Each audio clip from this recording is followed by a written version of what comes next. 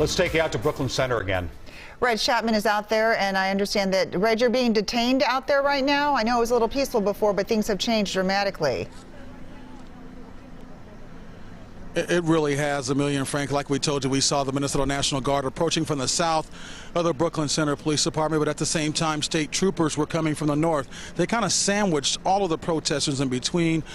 Some people did get away, but a lot did not. They formed a perimeter, and they're basically now checking everyone's IDs. Those who are not press are being detained, put in handcuffs, and are being taken away.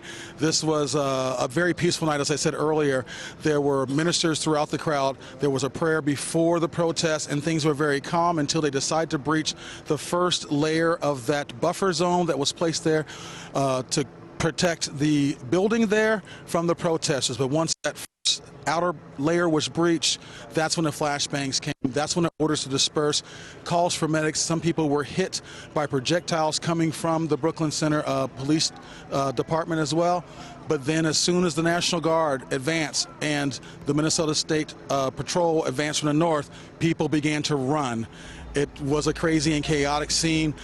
There were also Minnesota State troopers in small little vans with 12 or 15 of them, and they were in the parking lots. They were coming. It was kind of hard to get away. It was very hard to get away. We were detained. They did recognize our credentials right at the beginning, made us get on the ground, and they checked our IDs, took our pictures, and now we are standing here waiting for the rest of our crew to be released. But right now, things are calmed down because of the fact that there is a plethora of law enforcement along with Minnesota National Guard out here on the scene, basically dispersing this area because they were trying to breach the precinct once again tonight, guys. Reg, we're looking at some aerial shots. We're looking at some video you shot earlier of when the chaos started. It looks like they've kind of got everyone boxed in. We don't want to assume too much, but we assume you're kind of in that boxed in area. Did they arrest a lot of people that were not press when they kind of made their push in there? Exactly. Those people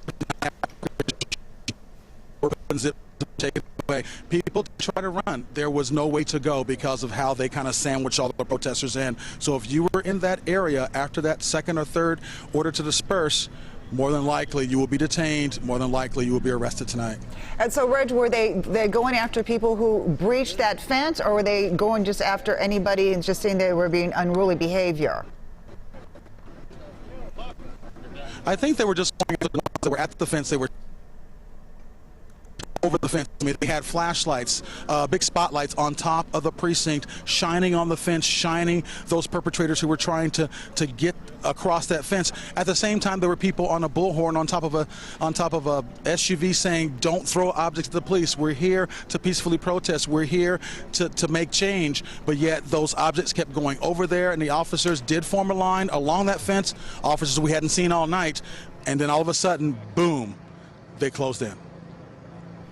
Okay, Reg, hopefully you'll find the rest of our crew and you'll get back. If it makes any difference, we'll have Nick send you a temporary restraining order. A judge filed it at 9 o'clock tonight that says it's illegal to now arrest members of the press, but it doesn't sound like you're being arrested. Sounds like they're doing an ID check, but we want to make sure that we get back to you as well and get an update on what's happening in that area.